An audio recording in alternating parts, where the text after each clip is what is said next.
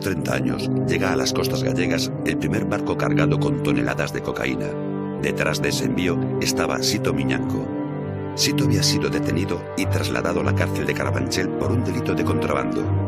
Es en prisión cuando toma contacto con los cárteles colombianos y a partir de entonces se convierte en uno de los narcotraficantes más famosos de los clanes gallegos. Paralelamente, una generación entera de jóvenes gallegos cae en la droga. Delincuencia, muertes, dinero y poder conquistan Galicia, que queda dividida, pero que es entonces cuando se inicia una lucha incesante contra el narcotráfico.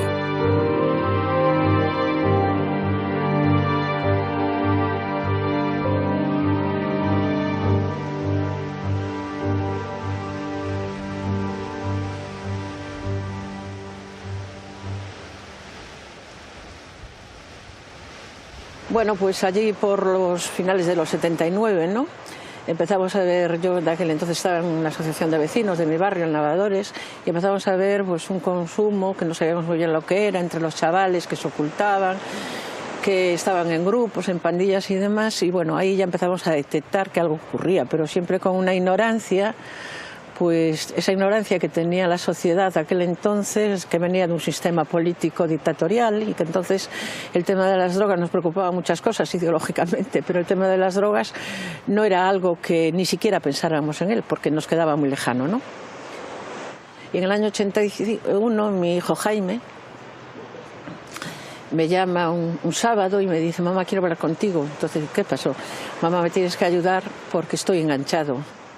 Y era curioso porque después de haber detectado lo que estaba ocurriendo, era un tema que hablábamos mucho en casa. Y él cayó también dentro del propio grupo y me lo dijo, paradójicamente a mí me lo dijo. Pero bueno, sientes esa impotencia de una madre que creo que era responsable y que soy responsable y que te das cuenta que no hay nada para que tú puedas ayudar a tu hijo en el entorno, ¿no? El contrabando, que parece anecdótico, que simplemente sigue siendo anecdótico y de hecho lo vemos como algo folclórico, como algo inocuo, y la gente todavía sigue hablando bien del contrabando de tabaco como algo que daba dinero a todo el mundo, algo que repartía riqueza y que se consistía simplemente en evadir un impuesto, que era el impuesto del tabaco. Es simplemente lo que hacemos todos cuando nos sentamos a hacer la declaración de la renta, pues se consideraba inocuo, y sin embargo cuando se analiza en profundidad es cuando uno detecta que la culpa del contrabando de tabaco, la extensión que alcanzó, el volumen que alcanzó, es lo que explica que en estos momentos Galicia lo vaya superando, pero haya tenido un gravísimo problema de tráfico de estupefacientes, tanto de hachís como de cocaína, especialmente de cocaína.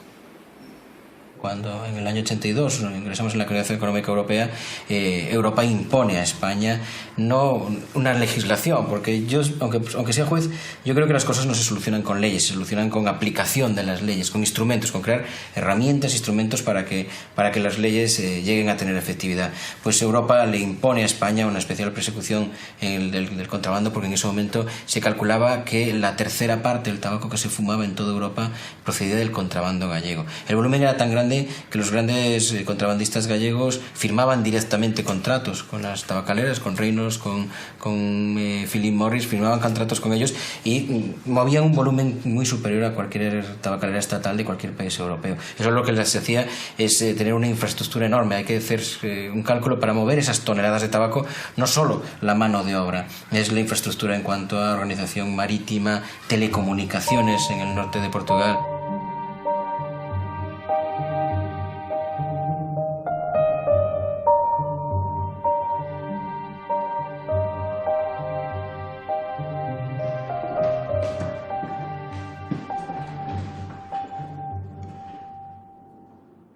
En Galicia había una gran tradición de contrabando de tabaco. Entonces, como posteriormente veremos, un poco el narcotráfico procede, es una evolución del contrabando de tabaco. En un momento determinado, los de aquella contrabandista de tabaco se dan cuenta que pueden aprovechar la misma infraestructura que ya tienen, los mismos medios que ya tienen montados para el contrabando de tabaco, pueden utilizarlos en el contrabando del narcotráfico, que es un negocio mucho más lucrativo. Tradicionalmente se traía mediante un pesquero, un pesquero procedente de Sudamérica, que o bien a través de la ruta de las Canarias o bien a través de las Azores más al norte acababa llegando a cerca de las costas gallegas, y allí ya se acercaban planeadoras gallegas para hacer el alijo de la mercancía y se introducía en la costa. Esto era un poco una ruta tradicional. También se utilizó esta misma vía con mercantes. Quedaban en un punto convenido con las planeadoras gallegas iban al encuentro del mercante y allí se producía el traspaso de la mercancía, de la droga, desde el mercante a las planeadoras. Sin embargo, en los últimos años, como ha habido mucha presión para la detección de la planeadora, se observa una disminución del fenómeno, ya no hay esas grandes cantidades que se traían. Pensemos que se llegaron a intervenir pues, pesqueros con 4.000, 5.000 kilos de cocaína, ¿no? La vía marítima, esta introducción por barco desde Sudamérica, sigue vigente, pero a una escala mucho menor. Sin embargo, también últimamente el método fundamental de introducción de cocaína en Europa ha sido a través del contenedor. El contenedor tiene dos formas. De un lado está lo que inicialmente floreció, era el método del gancho perdido, del gancho ciego, ¿no? Este método consiste en que, aprovechando un envío desde una empresa legal sudamericana a una empresa legal de España o del resto de Europa, se ubica cerca de la puerta del contenedor una bolsa de porte, un paquete con aproximadamente unos 200 kilos de cocaína. Se cuenta con alguien de la organización que tiene contactos en el puerto de destino que le permiten acceder al contenedor antes de que sea revisado por la aduana, abrir el contenedor, retirar la bolsa y ya pues salir del puerto, ¿no? Siempre se encuentran precintos falsificados. Todo contenedor lleva un precinto con un número. Entonces, para no levantar sospechas de que aquel contenedor ha sido manipulado, siempre hay una copia del precinto, de manera que aquel que retira la bolsa, cierra el contenedor, vuelve a colocar el precinto, una copia del precinto que rompió con el mismo número, de manera que el destinatario de la mercancía, la empresa perfectamente legal de España, en ningún momento tiene conocimiento de que se ha aprovechado el envío de un contenedor destinado a él como medio de introducción de cocaína.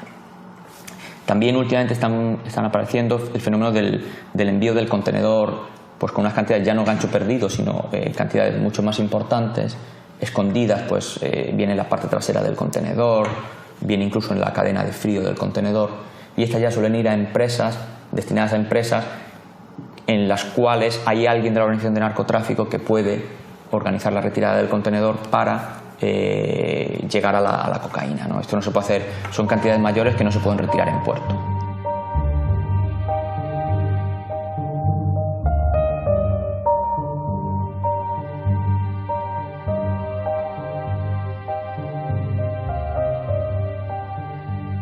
Entonces yo empiezo a contactar con gente y empiezo a ver hasta dónde llega el problema.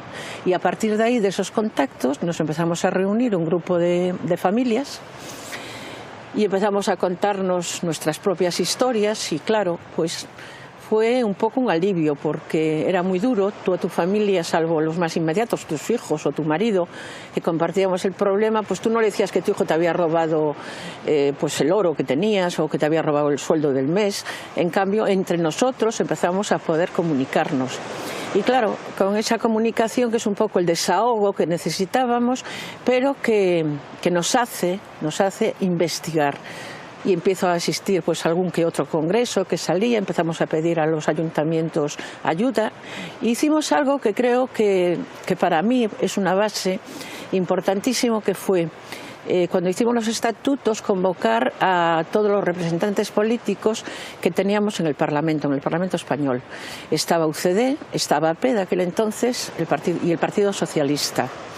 Entonces los convocamos, hicimos una asamblea, estaba a tope de gente, allí había narcotraficantes, contrabandistas, había policías, fue una cosa muy llamativa, ¿no? Y empezamos denunciando, además de una forma deliberada y muy crudamente, lo que estaba ocurriendo. Y dijimos, cuidado, que este es un problema grave, lo tenemos encima, y dimos una relación con ellos en la mesa de 36 bares que estaban vendiendo libremente heroína ya de aquel entonces, ¿no? Entonces, bueno, fue una bomba. Los años finales de los 80, principios de los 90, yo creo que fue la época quizás más dramática para el pueblo gallego en cuanto a, primero, se mantiene el contrabando de tabaco a un nivel altísimo, los cachorros de la droga empiezan a acampar a sus anchas y tratan de copar el mar y ganárselo para ellos, y es la época en la que empieza a desarrollarse una incipiente violencia con ajustes de cuentas, con amedrentamiento, con persecuciones, y realmente yo creo que esa época es la más difícil para todo los que estamos del lado del bien, porque realmente es la época en la que los grandes narcotraficantes exhibían asquerosamente sus propiedades, exhibían su poder, compraban voluntades y en cierto modo hacían un poco lo que les daba la gana. Hay un antes y un después, la década entre los 80 y los 90, surge una respuesta social muy valiente, una respuesta social que en principio yo creo que ni siquiera se tomó en serio por parte de las autoridades, se las tomó un poco como pobrecitas, había que darles consuelo, aguantarlas, pero no se les tomó en serio la capacidad de reacción, la capacidad de presión y sobre todo la capacidad de lucha. Al principio los propios narcotraficantes se reían de ellas, se burlaban, no las veían como peligrosas, quizás por eso no hubo víctimas dentro de las madres contra la droga, no hubo ajustes contra ellas.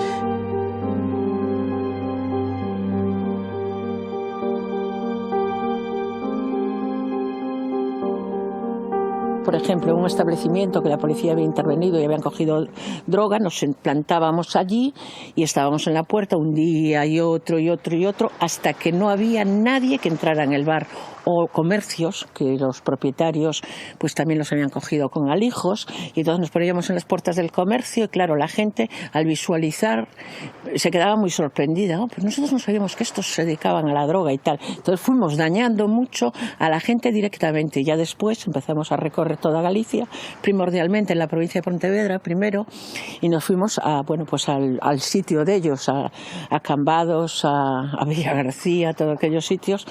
Y normalmente en las iglesias que nos dejaban o en los ayuntamientos hacíamos reuniones y nos encontramos con dos problemas. Por un lado, que estábamos desenmascarándolos, ellos tampoco eran tontos y entonces venían para hacernos encerronas, unos se ponían en un lado, otros en otro, pero nosotros también estábamos organizados y entonces unas estaban en un lado, otros en otro. Bueno, para lo que queríamos que la gente nos escuchara y lográbamos que terminaran escuchando. Y por otro lado empezamos a denunciar porque había un hecho que nos llamaba mucho la atención. De aquel entonces, ya estoy hablando en los años 82, 83, había muchísima gente en prisión pues de nuestra ciudad, ¿no?, de Vigo, y curiosamente, como nosotros trabajábamos mucho ya en las prisiones de aquel entonces, pues curiosamente veíamos que en la zona de las costas no había apenas gente que estuviera en prisión, y no es que no hubiera drogas, es que había muchas drogas. ¿Qué estaba ocurriendo? Que estaban utilizando a los propios drogodependientes o se iniciaban ganando mucho dinero y caían en el mundo de las drogas y claro, pues ellos no tenían problemas de tener que ir a robar porque se lo estaban pagando.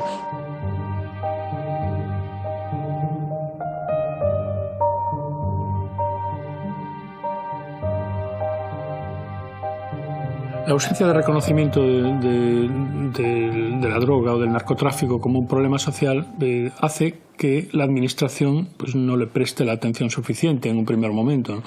Eso, claro, obliga a que las personas que son más sensibles con el problema, que son aquellas personas que están afectadas directamente por él, porque tienen hijos o hijas, ¿no?, metidas en el mundo de la droga, pues hace que se organicen, planifiquen su actuación en forma de estrategias concretas, ¿no?, diseñadas de manera casi particular, ¿no?, y programen también la acción social, ¿no?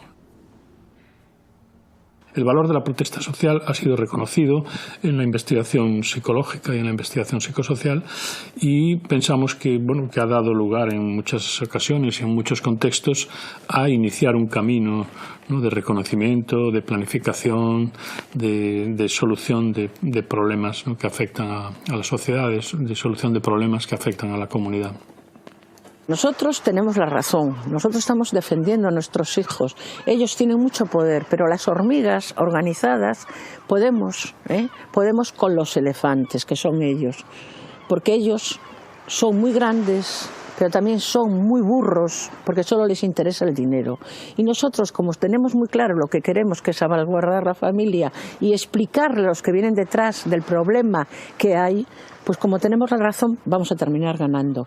Y la verdad es que con el paso del tiempo nos dimos cuenta que era cierto, ¿no?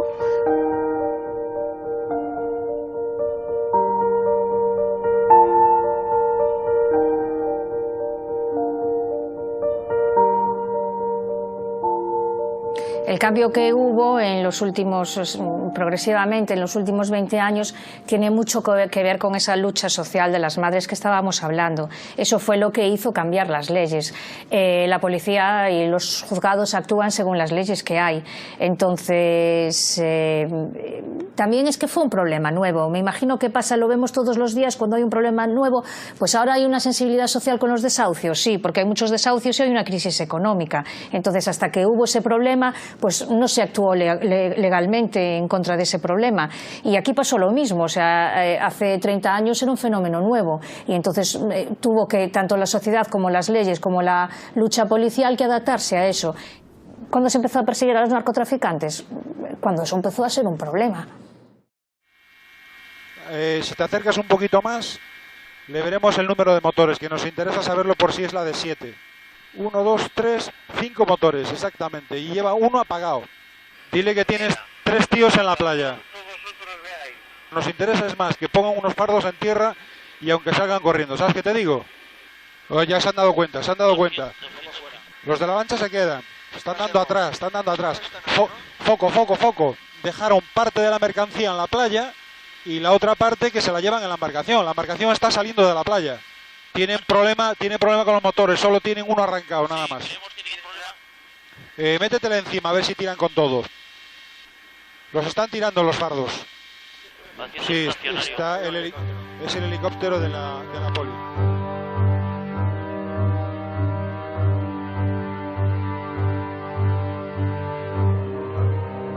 A lo largo de los años, lo que venimos comprobando es que todas las organizaciones gallegas tienen relación unas con otras, ¿no? En momentos determinados pues se pueden pedir que una trabaje para la otra o que preste un determinado servicio. Son empresas, en el sentido legal de la palabra, y utilizan sus servicios y se van vendiendo. Pues si hace falta una nave para donde guardar lanchas, motores, pues se la prestan, cambio de dinero evidentemente, o participar en la operación. Se puede en un momento determinado pedir apoyo para ir a buscar mercancía a una determinada altura que otro grupo no puede ir. El verdadero éxito de estas organizaciones está en, primero, que son muy conocedores de la orografía gallega, ¿no? De las costas gallegas. Son gente muy avezada, muy conocedores del mar, que llevan muchísimo tiempo trabajando. Y luego, pues son los pilotos, suelen ser gente muy veterana, que ha entrado ya varias veces en prisión, pero que llevan haciendo esto desde hace ya muchísimos años. Y entonces se atreven a ir donde otros no se atreven, a llevar embarcaciones que otros no se atreven a llevar. La organización, o 2 o 3 personas de esta organización, van desarrollando la operación. Van quedando, esto lleva meses. Pero al final, para quedar con el piloto, lo pueden hacer en un bar esa misma noche, o ir a su casa, llamar a la 1 de la mañana y decirle, oye, que te tienes que ir a embarcar. Nuestros conductores de planeadoras, ¿quién no recuerda ha oído hablar de Kubala? Llegaban a ser mitos, es decir, una persona que era capaz de conducir una planeadora y escapar a la persecución de las patrulleras, pues se convertía en un mito, de una leyenda, y campeaba por las calles donde la gente le miraba con auténtica envidia. Kubala murió en un accidente de mar escapando de unas patrulleras. Duplican la velocidad de ellos y por lo tanto son prácticamente impunes. Toda esa infraestructura al servicio de los narcotraficantes era algo que ellos querían. Los narcotraficantes estaban dispuestos a lo que fuera por conseguir esa infraestructura para introducir su mercancía. Ellos tenían muchísima mercancía, era la época dorada de los cárteles, era cuando Pablo Escobar hacía sus grandes, llegaba incluso a ofrecer al gobierno colombiano pagar la deuda externa del gobierno colombiano a cambio de una inmunidad.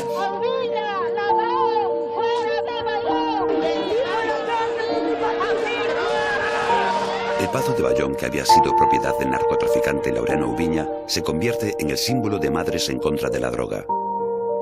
Fue durante la Operación Nécora cuando las madres lo asaltaron para denunciar públicamente a los narcotraficantes gallegos. La Operación Nécora marca un antes y un después. Es a partir de entonces cuando se fija en el pueblo gallego una conciencia social sólida que desemboca en una especialización de la lucha contra el narcotráfico.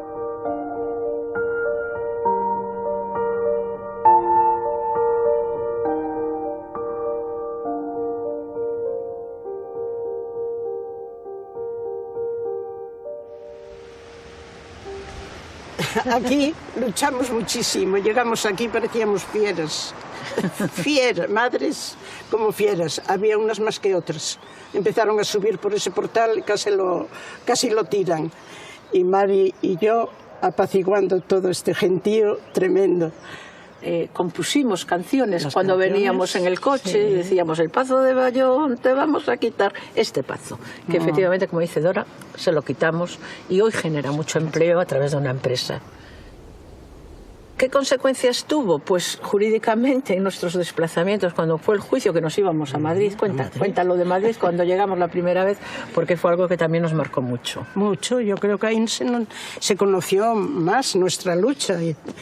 Y aquello para nosotros fue muy grande, de estar allí, en aquella sala, y todos alineados, todos sentados, y a veces miraba así, y a algunas se le escapaba algo, decía algo, y el juez que nos echamos fuera. Pero estuvimos allí durante el juicio, y fuimos varias veces, estuvimos unos días. No, lo hicimos muy bien, porque íbamos, no teníamos medios económicos, hay que decirlo todo, íbamos en autobús, veníamos en autobús, bueno. Entonces, cuando llegamos, aquello fue como, llegábamos con las maletas, fue algo que nos quedó muy grabado, porque los periodistas quedaron asustados. Llegamos allí, montamos unas pirulas finas, ¿eh? Después en sala ya éramos más comedidos. Yo no pude entrar, tengo que quedarme fuera, porque además ellos también ya estudiaran estrategias. El abogado de Ubiña me puso a mí como testigo y entonces yo no podía asistir a las sesiones mientras era testigo, claro. Pero lo pasé muy bien porque también influí en los medios de comunicación que estaban allí. Y cuando estábamos 1 o 2 días, nos veníamos, y cuando ya la atención pública empezaba a decaer, otro nuevo viaje. Con lo cual estuvimos así todo el juicio, yendo de vez en cuando para levantar la tensión sobre el tema, para prestar la atención y que no se desviara. Los planes del narcotráfico gallego alcanzaron fama internacional, pero ¿quiénes son realmente? Sito Miñanco, Patoco, Charlines, Marcial Dorado, Laureano Ubiña.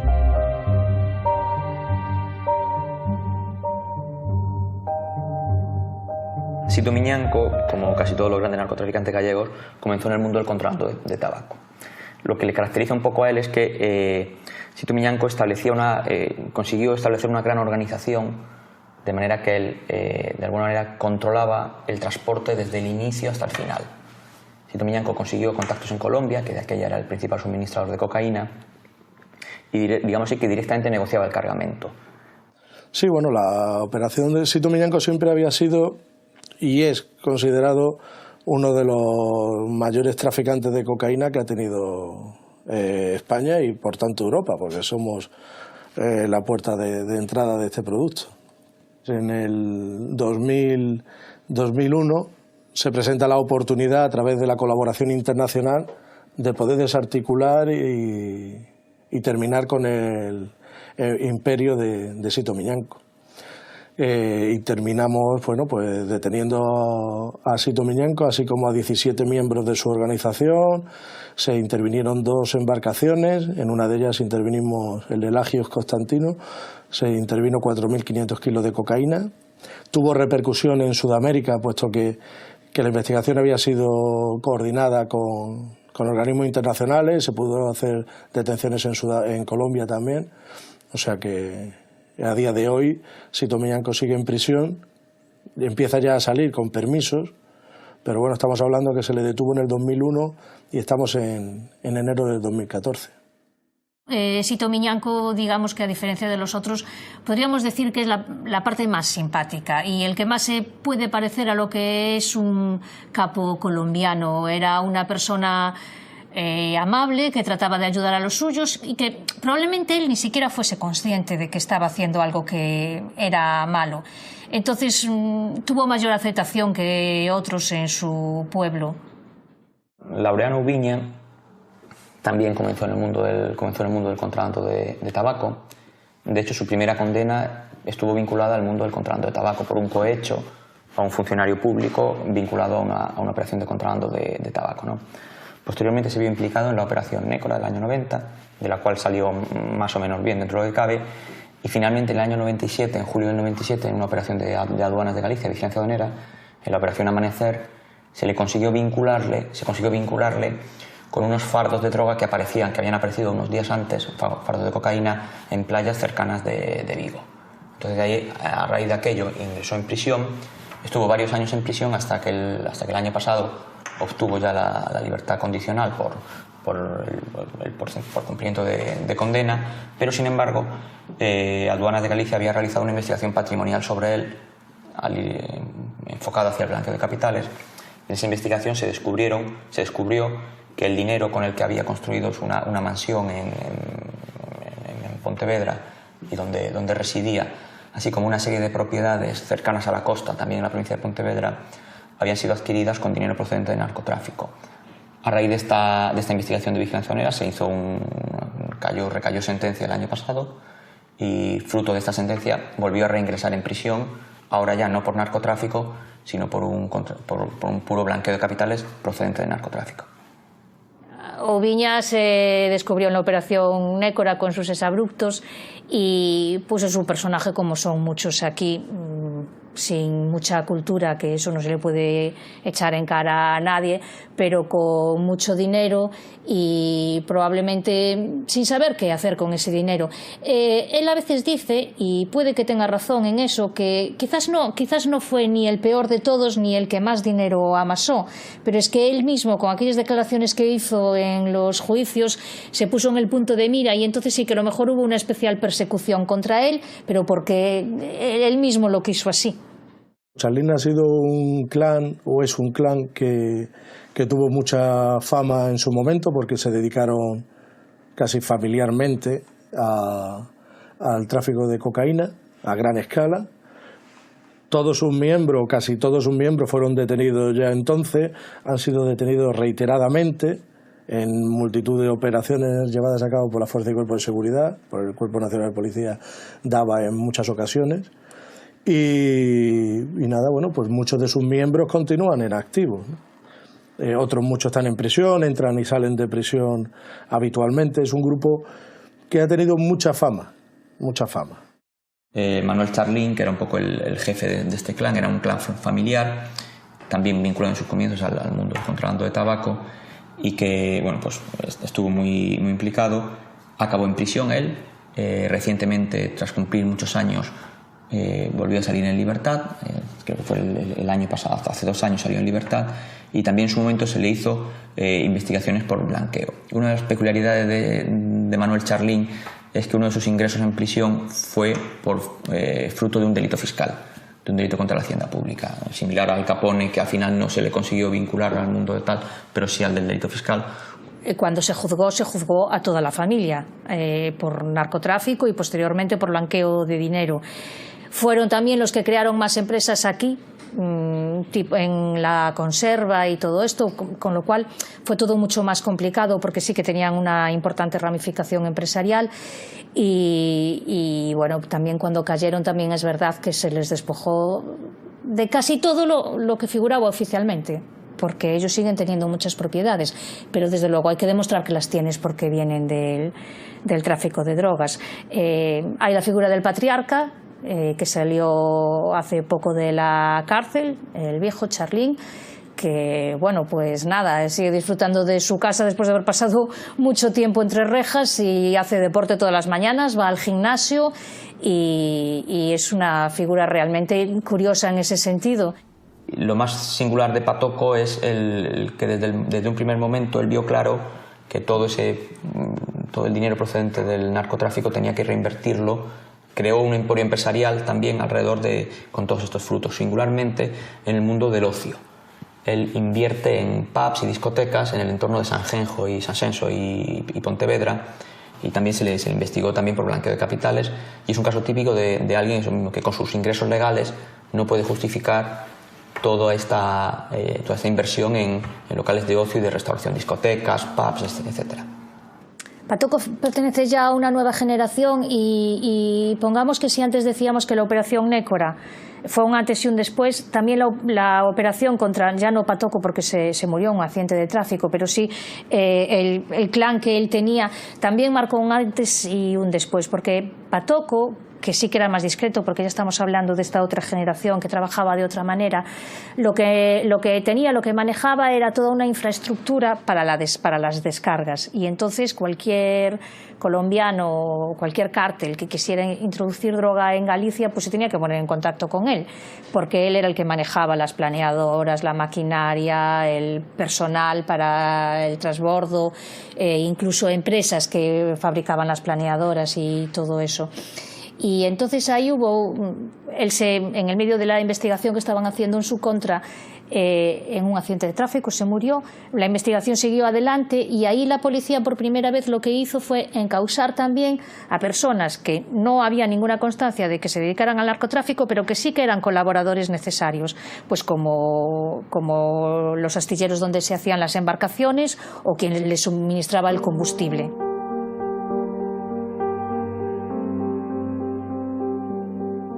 A ver, tenemos que decir que los narcos nos dieron miedo, pero lo disimulábamos. Pero de frente. Claro. Nosotros no íbamos para allí, nosotros de frente. Miedo teníamos, pero Hombre. nos poníamos de gallitos y decíamos, a ver, ¿qué pasa? Chulo, asqueroso, desgraciado.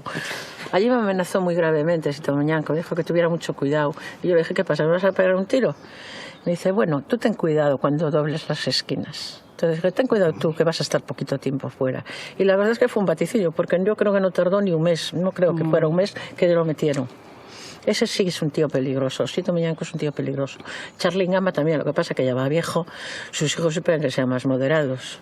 Y yo creo que en este momento es el momento de resaltar que el tema de las drogas, aunque se quiera decir que desapareció, no desapareció. No se desarrolló de una forma tan organizada como pretendían, ¿no? Porque esto llegaría a ser Sicilia hoy, si no hay una intervención. Pero de forma individual, los hijos y familiares de la mayoría de ellos siguen dedicándose a esto. Alguno de ellos había quedado libre de las intervenciones policiales, pues entonces se hicieron muy buenos. Teníamos a Pablo Bioque, que murió ya, según dicen, que te llamaba y quería hablar contigo y que yo no me ponía. Teníamos un Marcial Dorado que me llamó en algunas ocasiones y me dijo que bueno, que él que tenía allí el chalet, que sabía cómo eran todas las movidas, que quería darme información. Y entonces yo le dije, mira, no me vuelvas a llamar. Me parece muy bien que sepas tanto. Si sabes tanto y quieres colaborar, ya sabes a dónde te tienes que dirigir. A las fuerzas de seguridad y denunciarlo, o a algún juez. Entonces, bueno, trató de congratularse porque siempre iba de guapo, que dicen algunos que no conocen, lo conocíamos todo, Cristo, claro, menos algunos, que decían que no lo conocían. Respecto a mi vida personal y a mi vida profesional, como para que después de 4 años gobernando en Galicia solo hayan podido amedrentarme con unas fotos de hace casi 20 años. Unas fotos que han sido investigadas por la justicia en diferentes ocasiones y todas con el mismo resultado, es decir, con ningún resultado. En segundo lugar, porque esas fotos son lo que son. Esas fotos son simplemente unas fotos. Digamos que puede ser la otra cara de lo que es Laurano Ubiña, porque siendo también, como son la mayor parte de ellos, de familias humildes, Marcial Dorado sí se preocupó, a lo mejor no pudo tener él una preparación, pero sí se la dio a sus hijos. Y entonces, digamos que es la parte que se relacionó más con la alta política, con gente más preparada. Su hija de hecho es abogado y fue quien le defendió, y fue siempre más discreto. Se supone que tiene también muchas propiedades, se supone que vienen del narcotráfico, pero aunque tiene una muy buena casa en Ailla y otras muchas propiedades, no es fanfarrón. Pues lo puedes ver en el mundo de la náutica, en una serie de sectores que digamos más relacionados con la alta sociedad, aunque él no lo sea, que los demás no. De hecho, hay una cosa que me comentaba una vez un guardia civil especializado en esto, que era muy gracioso, que decía que, por lo que estoy comentando, ¿no?, de que ahora procuran no presumir tanto o que no se vea tanto lo que tienen porque les perjudica, y dicen, bueno, pero para ellos eso es un sufrimiento, porque vamos a ver, si tú tienes dinero pero eres una persona formada, pues te compras un apartamento en Manhattan o viajas o vas a ver exposiciones, pero es que a ellos lo único que les interesa es que lo sepa el vecino de al lado, y claro, si no lo pueden decir, pues es un problema. A raíz de una operación de vigilancia aduanera, en el caso Chatbank, se le consigue vincular con el mundo del narcotráfico en una operación muy compleja en la que se pensaba mediante una gran lancha de muchísima eslora, una especie de, digámoslo así, de planeadora evolucionada. Se quería, el plan inicial era conseguir que esta planeadora se introdujese en un mercante y que este mercante trajera la droga y la planeadora en un momento determinado la acercase ya hasta las costas gallegas, ¿no? Cumple condena por narcotráfico y en el año 2009 se realizó la operación derivada de la investigación por blanqueo de capitales. Se le consiguió vincular asimismo con propiedades y con cuentas bancarias en Bahamas, en las Islas Vírgenes Británicas, en Belice, en Portugal, con muchas propiedades en Portugal, y se le detuvo en el año 2009 y está a la espera de juicio de esta investigación de blanqueo de capitales, que esperamos que durante el año 2014 pues, se celebre ya la vista. En el año 95 yo me presenté de concejal por el Ayuntamiento de Vigo, ¿no?, en mayo, y entonces recibo una llamada de un abogado de Vigo y me dice que quieren estar conmigo. Y había 3 personajes, ¿no?, en aquel entonces. Uno de ellos era Pablo Bioque. Entonces, oye, pues enhorabuena, qué bien que estás ahí en política, eso es lo... Hombre, tú allí puedes hacer muy buena labor, es para felicitarte y tal y cual, y dedícate a eso y déjate de lo del narco y todo eso, deja ese tema. Entonces yo le dije, ¿me venís a decir que me dedico a la política? No, no voy a dejar el movimiento asociativo. Hombre, te va a venir bien, porque mira, ahí puedes hacer cosas y aparte tampoco te va a salir gratis. Digo, ¿y cómo te me vais a dar? Dice, ¿cuánto quieres? No, decidme vosotros. Y me ofrecieron 1.000 millones de pesetas. Tocáis duro, porque si alguien no podéis sobornar, es a las madres. ¿Sabéis por qué? Porque estáis matando lo que más queremos. El diámetro de las costas gallegas es equivalente al de la costa mediterránea. Cuenta con 1.500 kilómetros y se caracteriza por la presencia de rías y numerosos archipiélagos. La vigilancia aduanera, que dispone de 7 patrulleras, 2 barcos de altura, varios helicópteros y un avión, patrulla todas las noches la costa gallega. El Petrel 1 es uno de los 2 patrulleros de altura de vigilancia aduanera y nos dedicamos a hacer operaciones en alta mar, fuera del mar territorial. Estas operaciones suelen ser operaciones concretas, no es simplemente una mera patrulla, y vamos a buscar objetivos prefijados procedentes de una información o de una investigación previa. Normalmente lo que tratamos es de sorprenderlos de forma que no puedan arrojar a la mar las mercancías y invalidar la prueba que nos serviría para detenerlos. Con lo cual actuamos sigilosamente, preferiblemente de noche, y siempre con las embarcaciones auxiliares, manteniendo al buque suficientemente alejado de ellos para que no puedan detectarnos. Bueno, este es el puente de gobierno del Petrel. Aquí tenemos todos los sistemas de navegación y de detección del buque. Tenemos 3 radares, una cámara térmica, el sistema de navegación MAXI para darnos la posición del buque, en piloto automático, el control de máquinas, sonda, comunicaciones internas. En el caso de no detectarse, de no encontrarse a bordo el cargamento esperado, bien, y suponiendo que está oculto, al llegar a puerto pues se realiza un registro más profundo y se utilizan también perros adiestrados para la detección de droga. Los perros en los barcos no tienen la misma eficacia que en registros en tierra, porque el perro se encuentra incómodo por los ruidos, el movimiento y los olores. Utilizamos estos detectores que nos permiten en determinar si ha habido a bordo cocaína. En el caso de no encontrarla y ves un espacio donde ha podido estar, una bodega o tal, esto simplemente pasándolo por una superficie te dice si en ese espacio ha habido cocaína.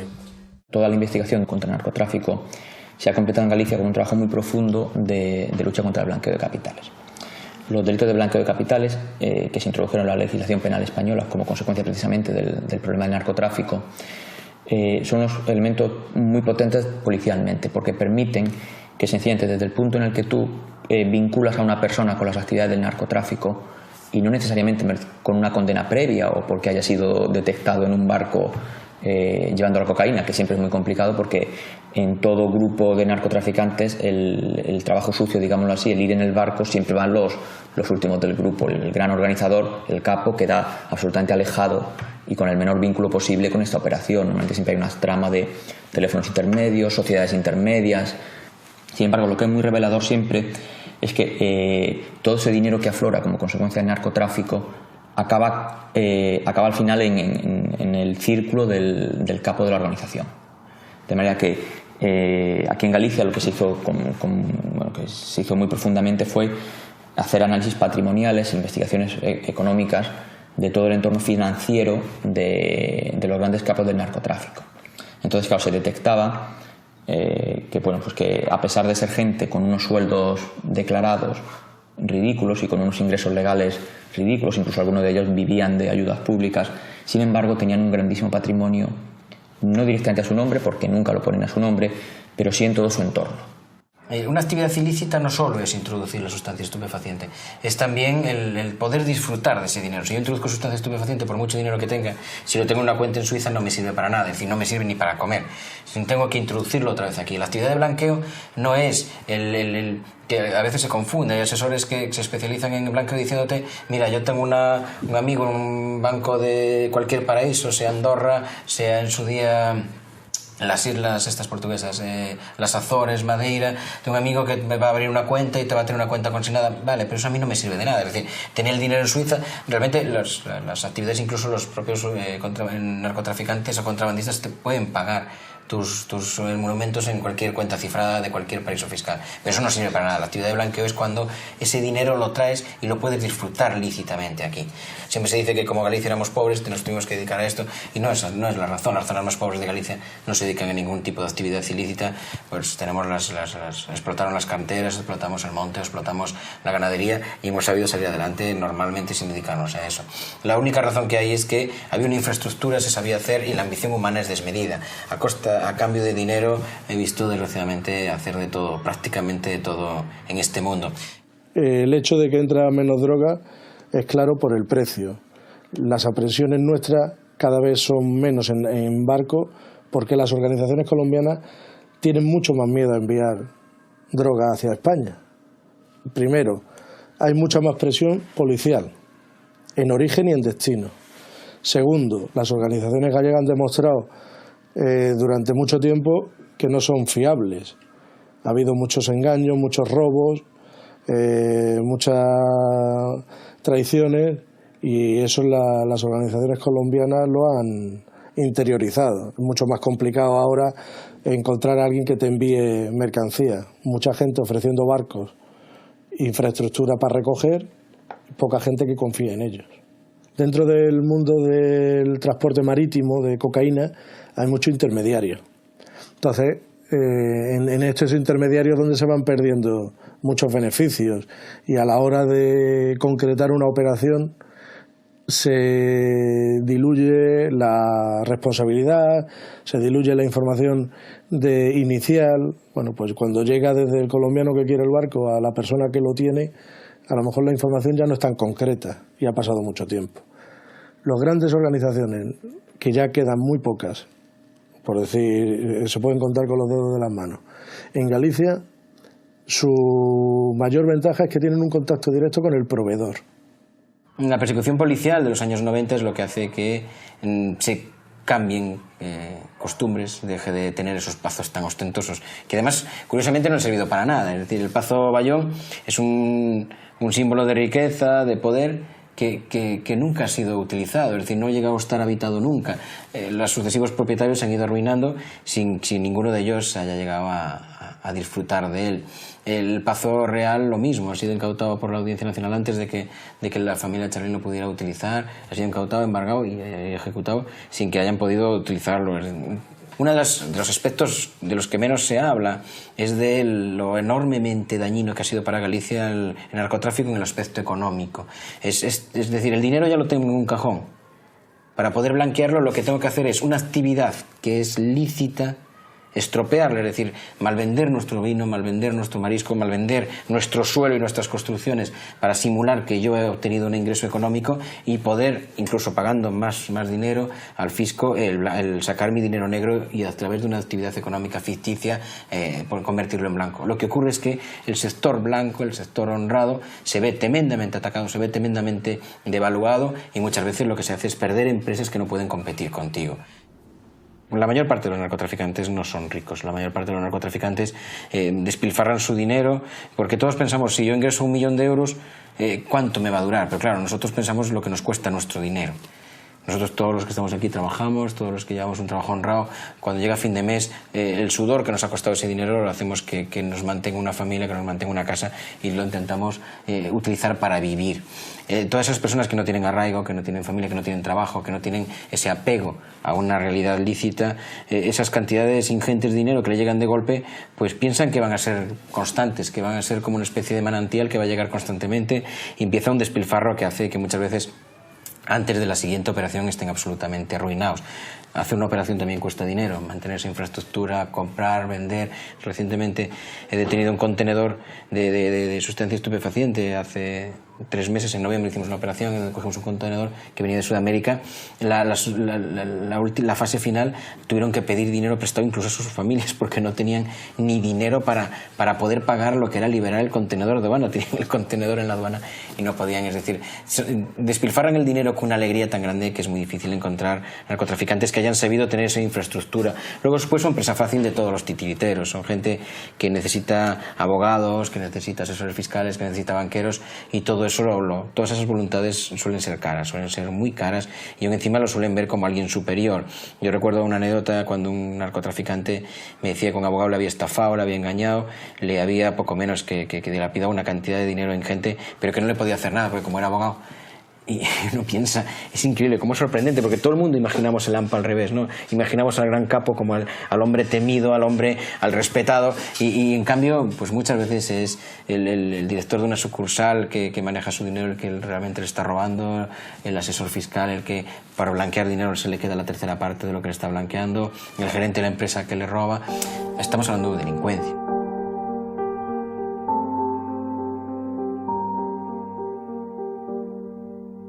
El sentimiento de familia para ser narcotraficante queda de lado.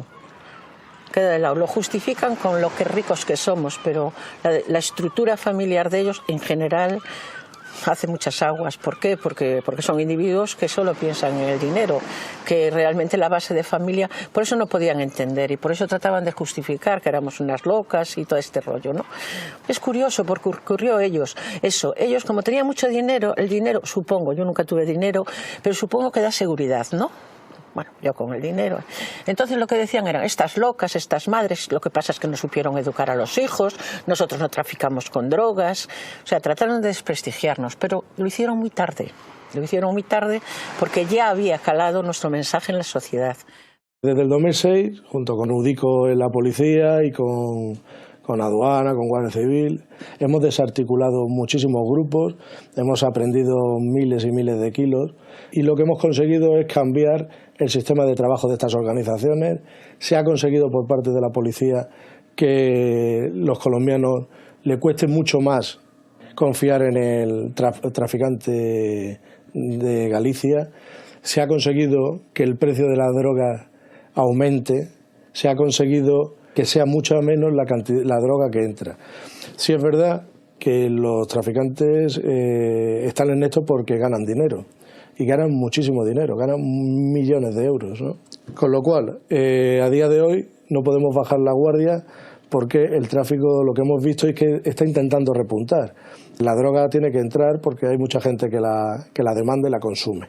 Durante muchos años, estamos hablando del año 2000, del año 2000 en adelante, 2000 a 2005, 2007, un porcentaje muy elevado de la cocaína que se consumía, sobre todo en España desde luego, e incluso en Europa, entraba a través de las costas gallegas, ¿no? Pues merced a toda esta presión policial y a la reacción de la sociedad, que también ha sido muy destacada, Galicia, ya el panorama que tenemos es que es una zona con un problema de narcotráfico, evidentemente, pero como no es la pionera, no es la número uno en cocaína, ¿no? Es curioso cuando uno lleva tanto tiempo en esto y le explica a la gente que siempre se imaginan que las guerras que existen en el mundo son por el petróleo. Si uno mira las zonas de guerra en el mundo, no coinciden con el petróleo. El petróleo está en otros lados. El petróleo tiene otras guerras, en sectores financieros, en sectores políticos, quizás tenga sus guerras, pero no en campos de batalla. Los campos de batalla del mundo, de todo el mundo, se producen por aquellos productos que en pequeña cantidad tienen gran valor y por lo tanto se pueden traficar con ellos. Sudáfrica tuvo su guerra larguísima por los diamantes de sangre que siguen teniendo. El coltan mantiene las guerras de Centroáfrica, de la República Centroafricana, de Liberia, mantiene las guerras porque todos los que llevamos un teléfono encima necesitamos una batería y todas las baterías necesitan el coltan. Es un producto que en pequeñas cantidades es tremendamente valioso, casi tanto como la tinta de la impresora. Y luego toda Centroamérica para la cocaína, norte de África la inestabilidad viene por el hachís y luego el triángulo del opio, que es lo que hace todas esas guerras, que en cierto modo los señores de la guerra mezclan un poco religión y guerra, pero que al final lo que está detrás es la heroína y la cantidad de dinero, las inmensas cantidades de dinero que produce la sustancia estupefaciente.